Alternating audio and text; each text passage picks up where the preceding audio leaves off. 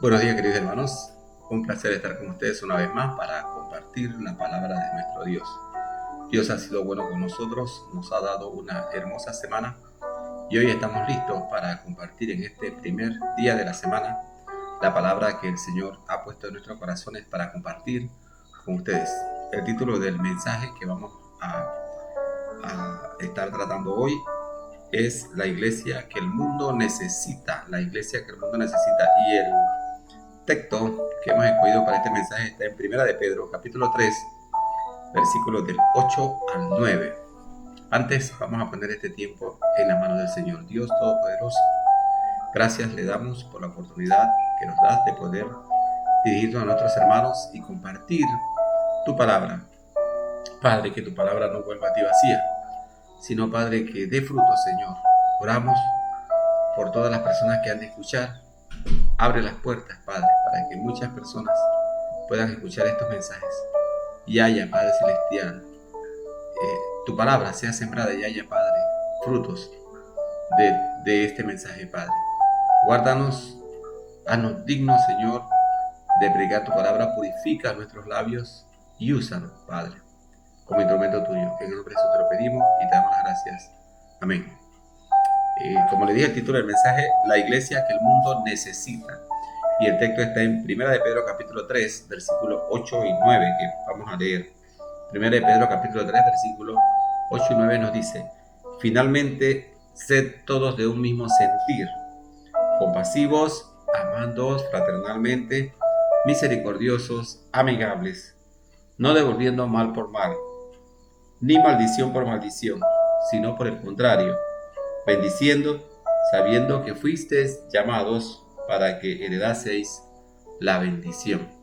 Qué bonita palabra de nuestro amado apóstol Pedro en Primera de Pedro capítulo 3, versículos 8 y 9.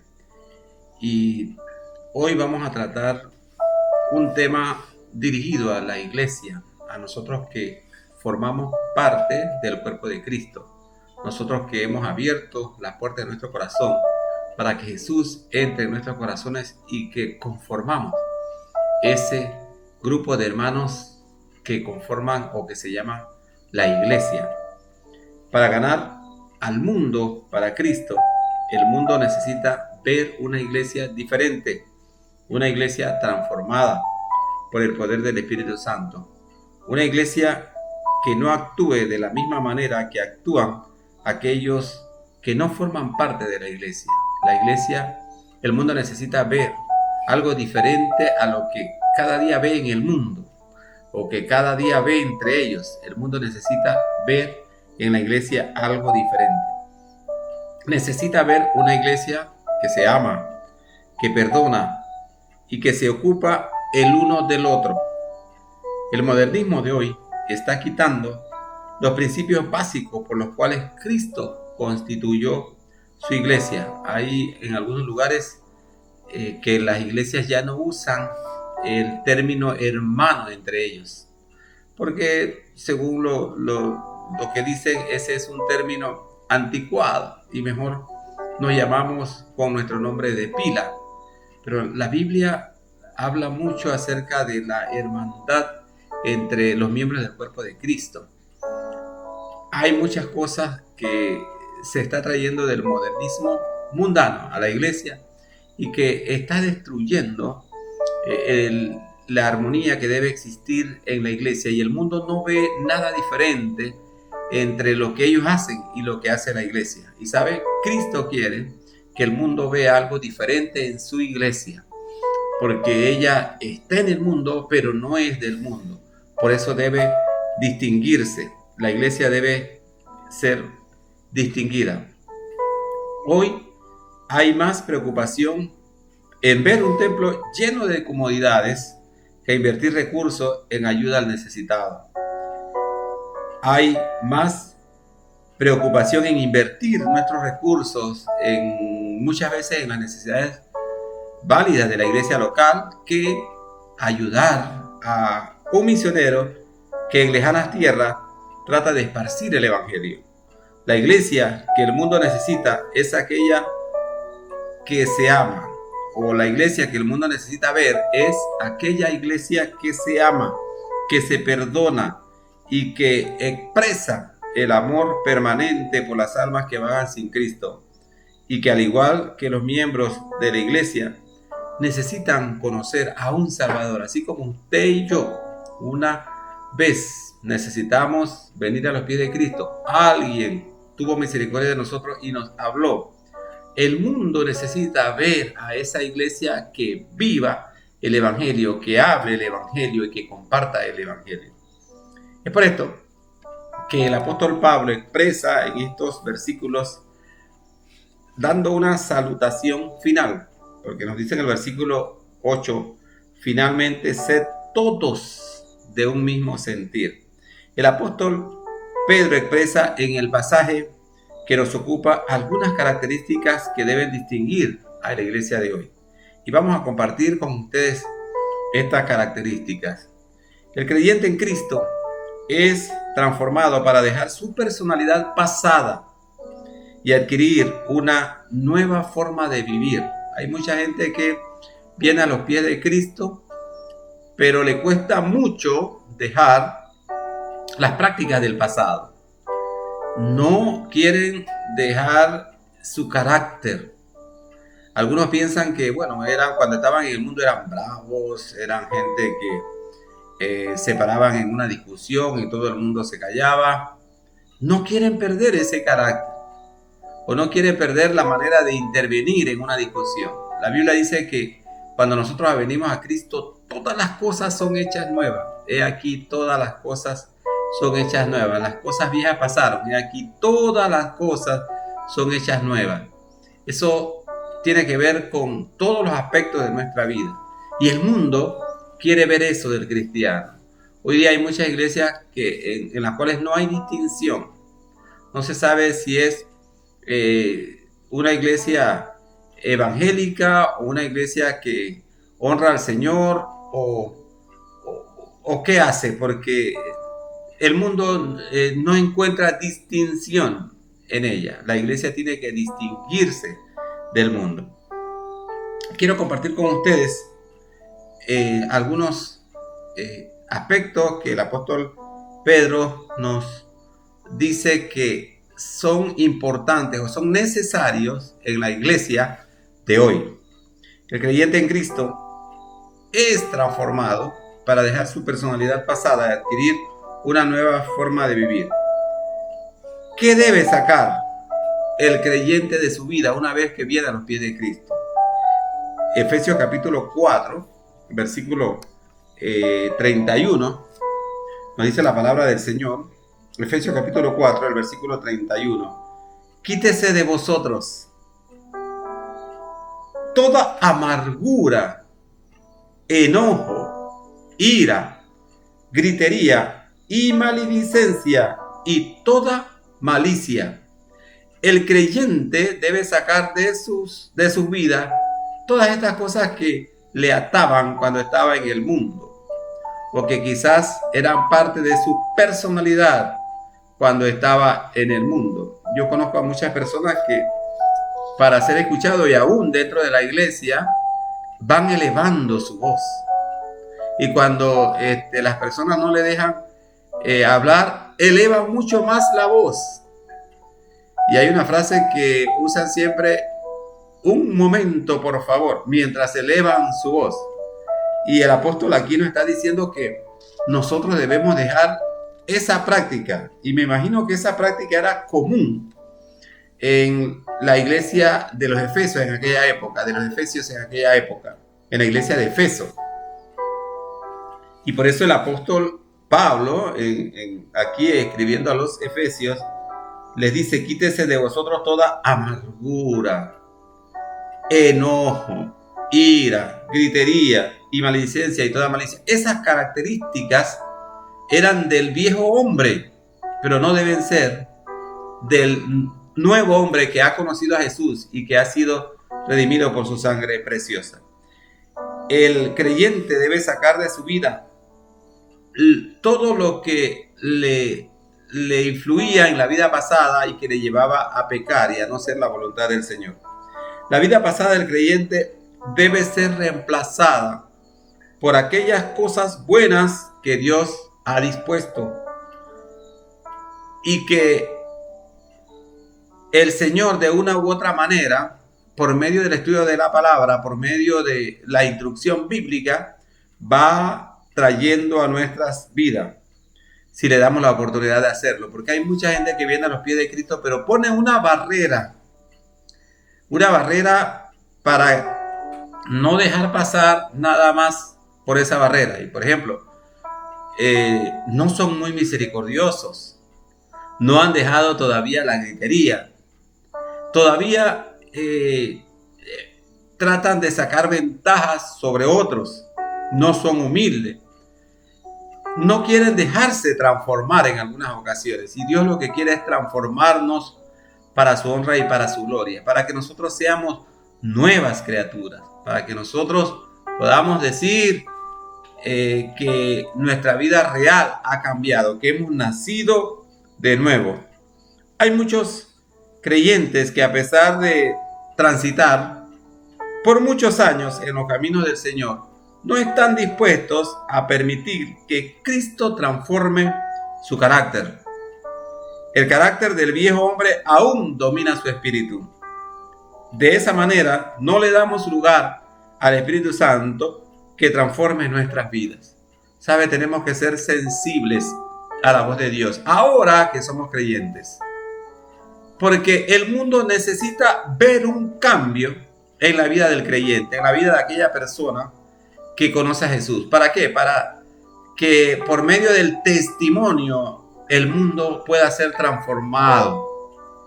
Hay mucha gente que nos observa, mucha gente que está siguiéndonos, no en las redes sociales, no en Instagram, no, o Facebook, nos está siguiendo en nuestra vida diaria. Nuestros vecinos nos ven, nuestros compañeros de trabajo nos ven.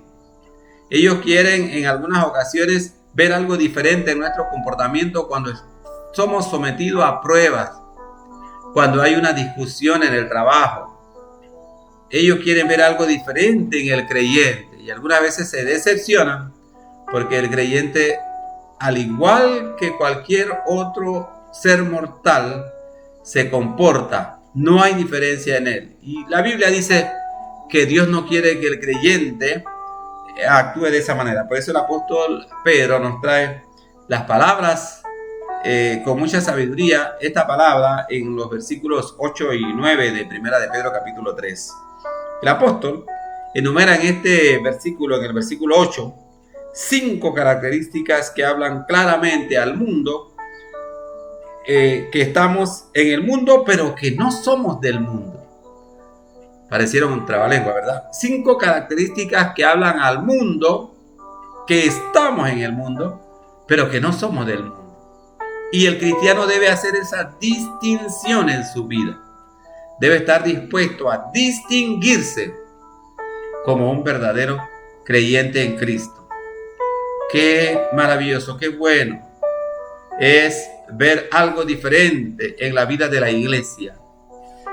Que así como vamos a analizar, que nosotros seamos de un mismo sentir, que seamos compasivos, que nos amemos fraternalmente, que seamos misericordiosos, que el mundo pueda ver que seamos amigables. Qué lindo es que una iglesia viva una vida o viva la vida que Cristo le ha dado aquí en la tierra, testificando de esa manera al mundo.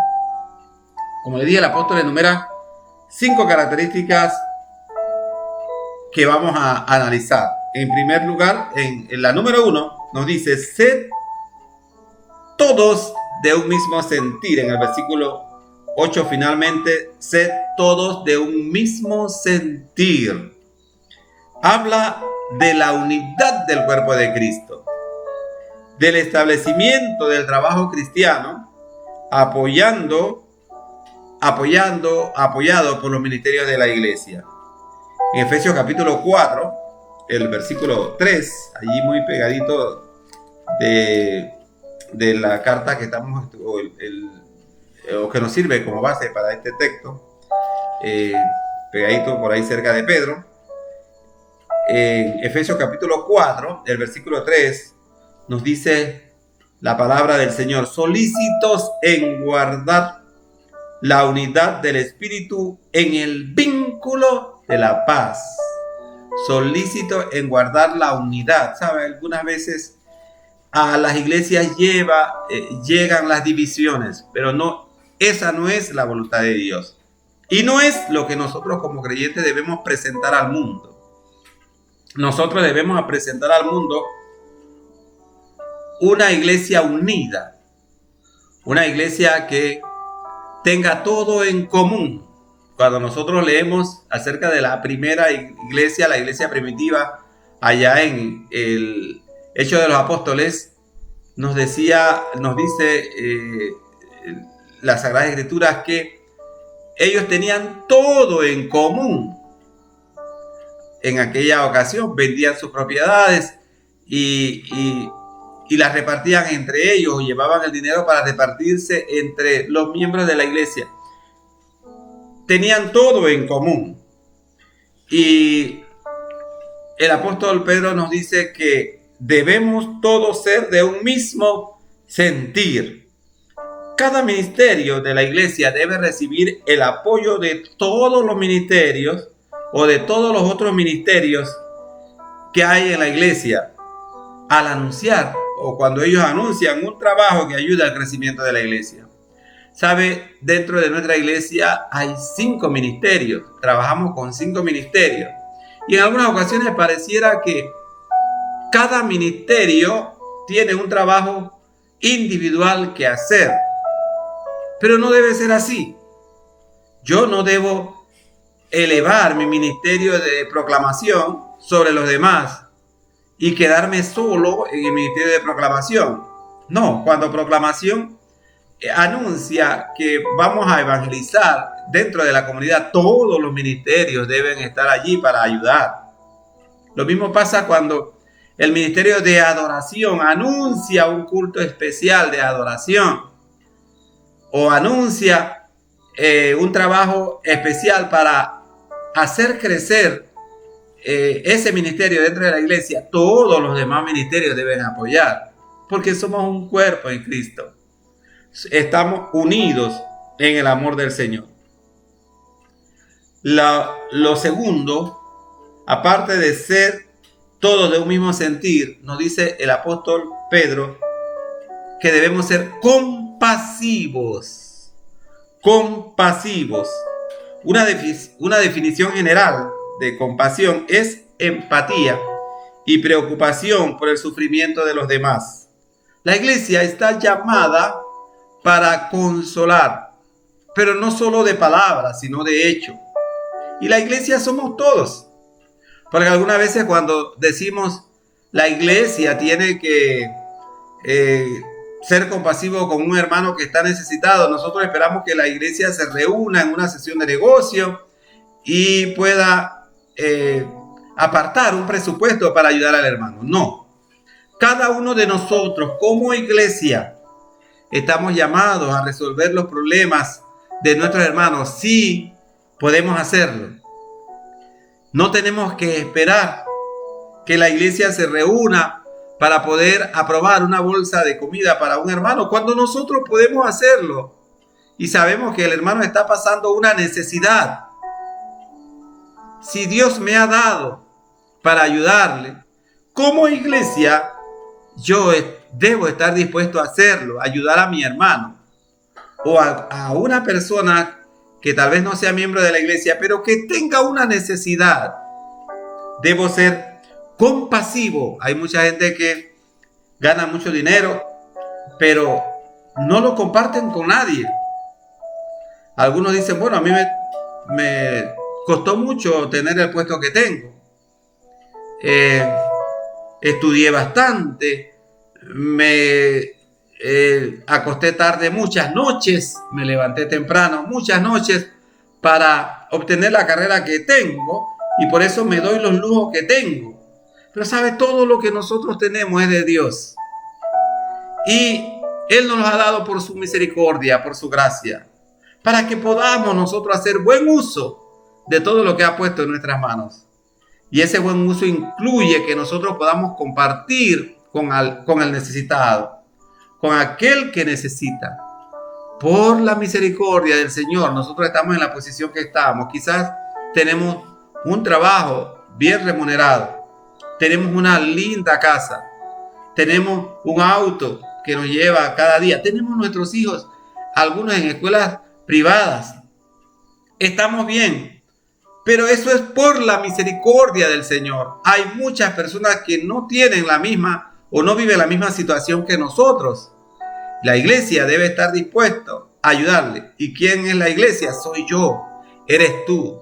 Nosotros debemos estar dispuestos a responder a esas necesidades que la gente expone a nosotros para poder repartir o de una manera agradecer al Señor las bendiciones que Él nos ha dado, porque el Señor es el que ha llenado nuestra vida de bendiciones. Como hermanos en Cristo, debemos ser solidarios con el sufrimiento y la situación cualquiera que sea de nuestros hermanos. Hay muchos hermanos que hoy están caídos con esta cuestión de la pandemia. Algunos han perdido sus trabajos o quizás no son miembros de nuestra iglesia, algunos de nuestros vecinos que están pasando muchas dificultades y nosotros lo sabemos.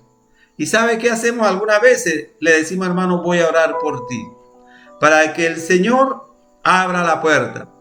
Si yo tengo para ayudarle, la Biblia me enseña que debo ser compasivo y ayudarle.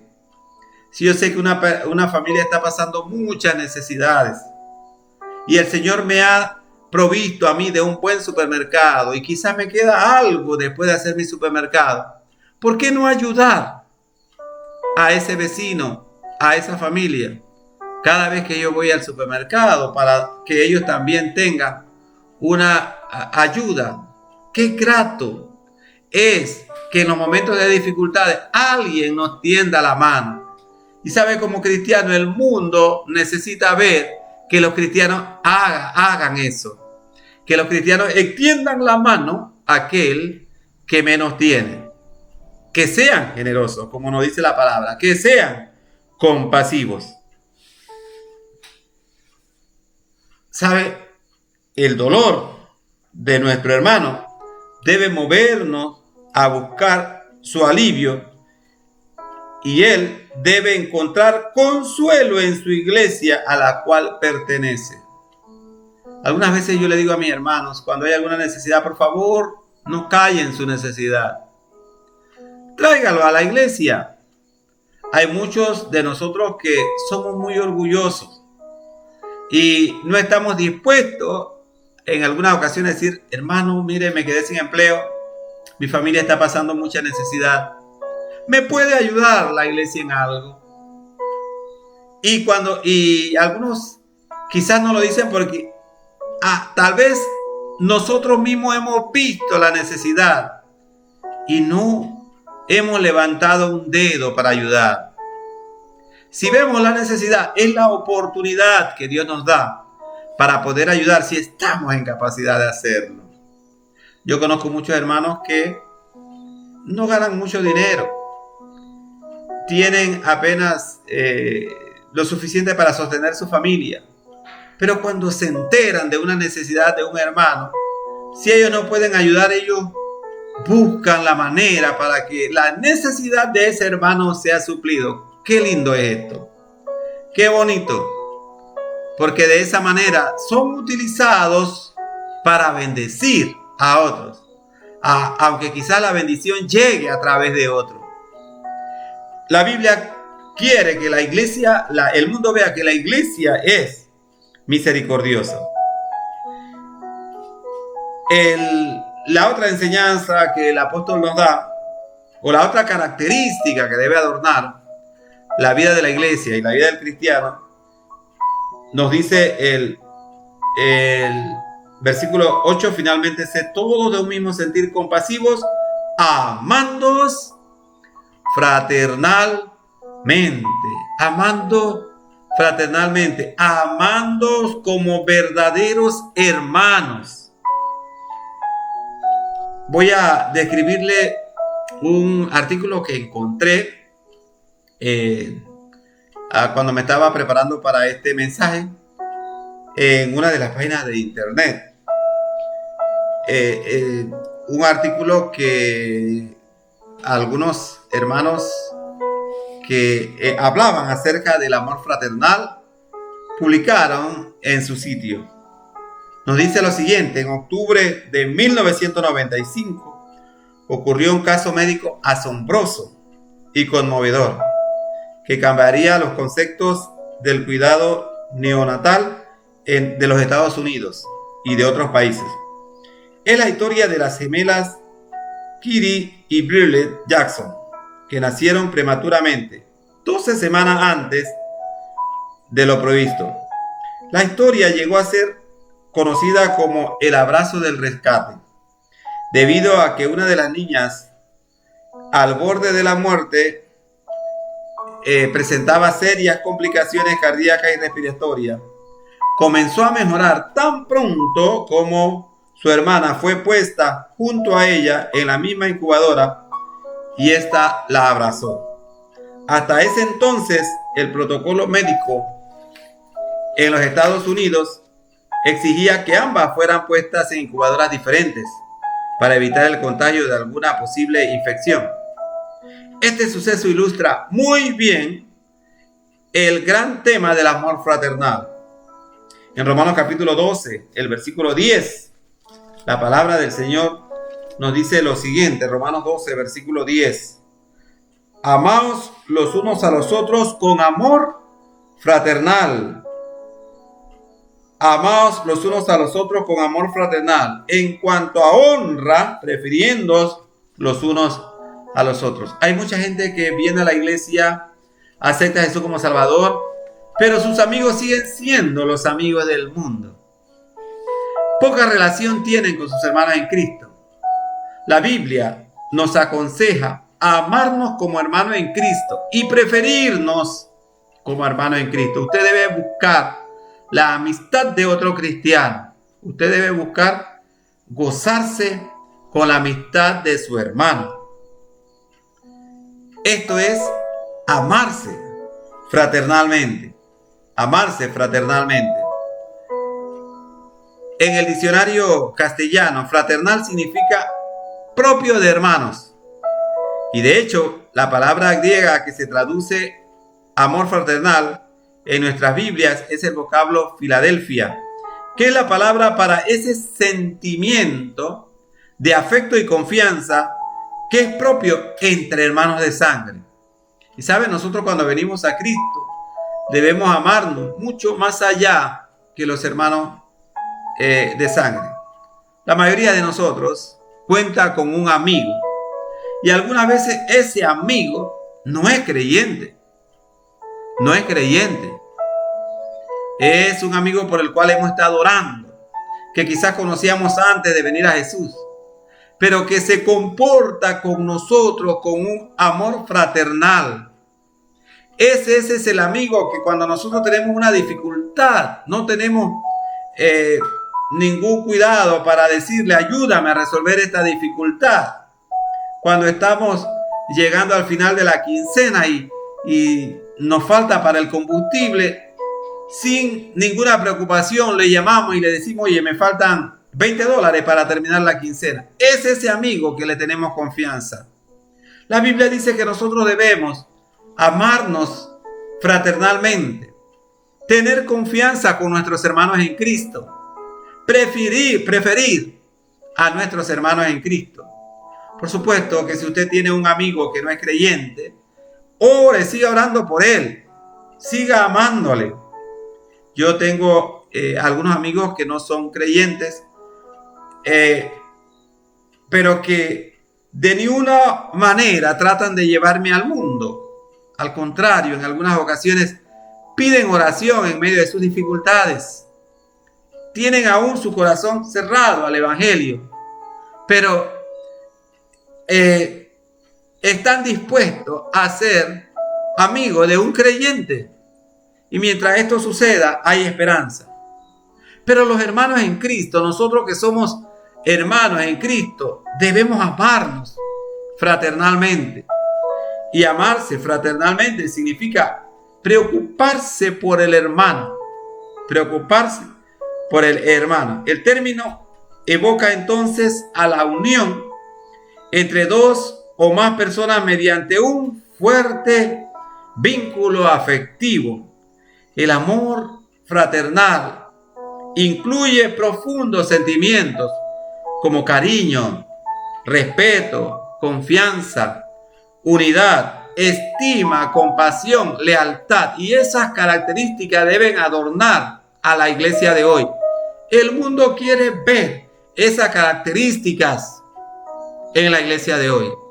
Que nosotros podamos ser cariñosos con nuestros hermanos en Cristo, que podamos respetarlos, que ellos puedan tener la confianza de contarnos algo que no quieren que sea divulgado y que nosotros oremos únicamente por esa dificultad y no la publiquemos. Que podamos vivir unidos en unidad, que podamos tenernos estima unos a otros y que podamos ser leales con nuestros hermanos en Cristo.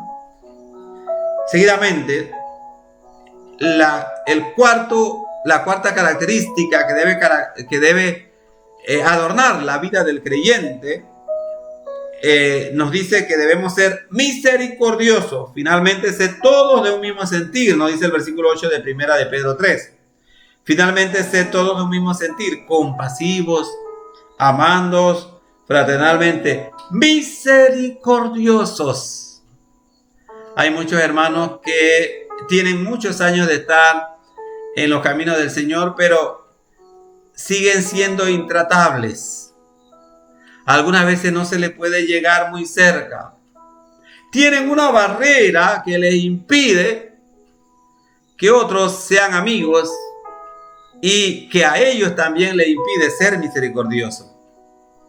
Dios quiere que nosotros veamos la situación en que el mundo se encuentra y seamos misericordiosos para poder ayudarle en la situación que ellos están. ¿Sabes? Cuando usted tiene un vecino, por ejemplo, un conocido que tiene problemas con el licor, que trabaja, pero los fines de semana más del 50% de su dinero se gasta en licor o en deudas por el licor, y tiene una vida miserable junto con su familia, es triste ver esa situación. Nosotros como creyentes debemos ser misericordiosos para ayudar a cambiar esa situación de esa persona.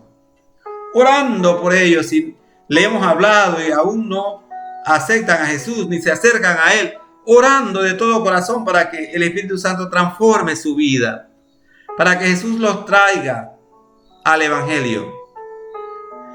En eso se muestra la misericordia del creyente. San Lucas capítulo 6, el versículo 36, palabras de nuestro Señor Jesucristo, ahí en San Lucas capítulo 6, el versículo 36, nos dice la palabra del Señor. San Lucas 6, 36. Sed pues misericordiosos, como también vuestro Padre es misericordioso. ¿Sabe? Nosotros somos salvos por la gracia de Dios, porque Él ha mostrado su misericordia en cada uno de nosotros. De esa misma manera, nosotros debemos ser misericordiosos con aquellos que aún no conocen a Jesús, con aquellos hermanos que tal vez son difíciles de llevar, con aquellos compañeros de trabajo que muchas veces nos dificulta tratar. Tenemos que orar por ellos y extenderles nuestra misericordia para que ellos puedan ser transformados a la luz del Evangelio. La misericordia es la capacidad de sentir compasión por los que sufren y brindarles apoyo. ¿Sabe? Una persona que está amargada siempre sufre por su amargura. Una persona que tiene alguna dificultad física sufre por su dificultad física. Una persona que tiene escasez para vivir sufre.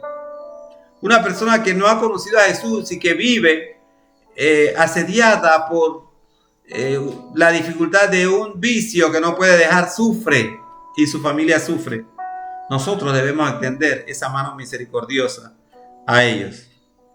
La misericordia puede manifestarse de diversas formas, sea por medios materiales, como dar posada a alguien, dar de comer, dar de beber, vestir al que no tiene, entre otros.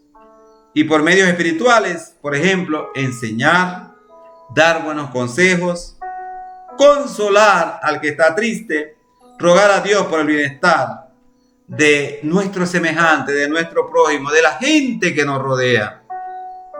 Dar un buen consejo. Hay mucha gente que tiene mucho dinero, no necesita nada material, pero su vida es un desastre y necesitan ser transformados por el amor de Cristo. Podemos darle o podemos extender la misericordia dándole un buen consejo. Y la quinta característica que debe ver el mundo en el creyente es que debe ser amigable. Amigable. Finalmente, sé todo de un mismo sentir, nos dice el versículo 8 de 1 de Pedro 3. Finalmente, sé todo de un mismo sentir, compasivos, amando fraternalmente, misericordiosos, amigables. El creyente debe estrenar cada mañana una sonrisa en sus labios. Cada mañana una sonrisa debe adornar el rostro de un creyente. La gente debe acercarse a nosotros porque por la confianza que nuestro rostro expresa. ¿Sabe? Hay mucha gente aún dentro del cuerpo de Cristo, aún dentro de nuestra iglesia, que es difícil acercársele. Siempre tienen una barrera. Algunos son muy serios. Algunos hablan poco. Algunos guardan distancia. Pero la Biblia dice que el creyente debe ser amigable. Esa es una característica que debe adornar la vida del creyente. Hoy día no es fácil ser amigables. En un mundo dominado por el pecado, la amistad se confunde o puede ser confundida con otro sentimiento. Esto les pasa muchas veces a las damas y especialmente a las damas cristianas. Quieren ser amables, pero los varones confunden su amabilidad con otro sentimiento. Y en algunas ocasiones nosotros también, los varones, somos rechazados porque las personas a las cuales mostramos, especialmente si es del sexo femenino, creen que hay otra intención en medio de nuestra amabilidad. El creyente debe ser sanamente amigable y el mundo debe saber que esa característica es una característica en la vida del cristiano. Debe mostrarse amigo. Debe mostrarse amigo. En Proverbios capítulo 17, el versículo 17. En el Antiguo Testamento, Proverbios capítulo 17, el versículo 17 nos dice la palabra del Señor. En todo tiempo ama el amigo y es como un hermano en tiempo de angustia. En todo tiempo ama el amigo y es como un hermano en tiempo de angustia. ¿Sabe? Algunas veces nuestros hermanos quizás no nos pueden resolver, pero nuestros amigos nos resuelven porque nos aman. Yo tengo una amistad muy especial con un compañero de trabajo. Nos conocemos desde que estábamos estudiando en el INAFOR hace muchos años. Luego fuimos a la universidad juntos y al final entramos a la escuela de aprendices allá en la Autoridad del Canal de Panamá. Juntos fuimos haciendo una carrera. Hoy día tenemos una gran amistad y muchas veces me place cuando nos podemos ocupar uno a otro. Y quizás tengo más confianza y tal vez mi amigo también tiene más confianza en mí que en otra persona o aún en un familiar. Y es lo que dice el proverbio que acabamos de leer. En todo tiempo ama al amigo y es como un hermano en tiempo de angustia. Nos dice Proverbios capítulo 17, el versículo 17. Qué grato es contar con un buen amigo. El creyente debe mostrar su amistad a sus hermanos en Cristo. Una persona amigable es amable, es cordial, es afectuosa. Siempre deposita o el mundo puede ver algo diferente en él, porque está abierto para ayudar, está abierto para poder suplir una necesidad. Algunos de nosotros nos cerramos porque no queremos que nadie nos se acerque a nosotros. Algunos decimos, no quiero que nadie me pida nada. Cuando nosotros estábamos en escuela privada, primaria, disculpen, entre nuestros hermanos teníamos un dicho. Cuando alguien conseguía algo, decía, el que me pide no le doy, y el que no me pide es porque no quiere. De esa manera cerrábamos totalmente la oportunidad de poder ayudar a alguien. ¿Sabe? El cristiano debe expresar que está para servir, para ayudar, para poder levantar, para poder echar adelante quizás a alguien que se ha deprimido, alguien que quizás no quiere caminar, alguien que tal vez ha perdido el gusto de la vida. Hay personas que no te piden nada material, pero necesitan algo espiritual que le ayude a seguir en sus vidas. En una ocasión tuve la oportunidad de hablar con un compañero de trabajo que me decía, es que ya no siento aliento en trabajar y hacer algo. Qué difícil es cuando se vive esa situación, pero qué bueno es encontrar a alguien que te comprenda, te ayude y te impulse para seguir adelante. Y sabe, eso lo hacen los amigos. Y la Biblia nos dice que el cristiano debe ser amigable. Finalmente, ser todos de un mismo sentir, compasivos, amando fraternalmente, misericordiosos, amigables. ¿Qué? Y el segundo punto que quiero compartir con ustedes nos dice o trata acerca de lo que no debe ver el mundo en la iglesia. ¿Qué no debe ver el mundo en la iglesia? Mire lo que nos dice el versículo 9 de 1 de Pedro 3:9. No devolviendo mal por mal, ni maldición por maldición, sino por el contrario, bendiciendo, sabiendo que fuisteis llamados para que heredaseis bendición. El mundo no debe ver una iglesia vengativa. Y no es que la iglesia se va a poner de acuerdo para vengarse de alguien, no. Es un miembro, el mundo no debe ver a un miembro del cuerpo de Cristo vengativo. Hay unas personas que usan una expresión que no va de acuerdo con la vida del creyente. El que me la hace, me la paga. No, la Biblia dice que no debe ser así. El versículo nos dice, no devolviendo mal por mal. El mundo no debe ver una iglesia vengativa. En Romanos capítulo 12, el versículo 19, nos dice la palabra del Señor. Romanos capítulo 12, el versículo 19. No os venguéis vosotros mismos, amados míos, sino dejad lugar a la ira de Dios. Porque Cristo está, mía es la venganza, yo pagaré, dice el Señor.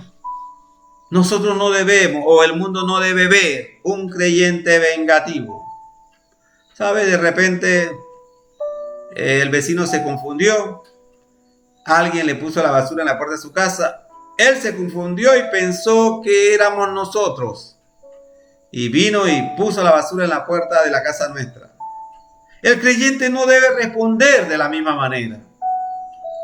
Si tiene la oportunidad, puede decirle, vecino, yo no le llevé esa basura a su casa, pero bueno, yo la voy a recoger. Pero no debe ser vengativo. Dice la Biblia, no devolviendo mal por mal,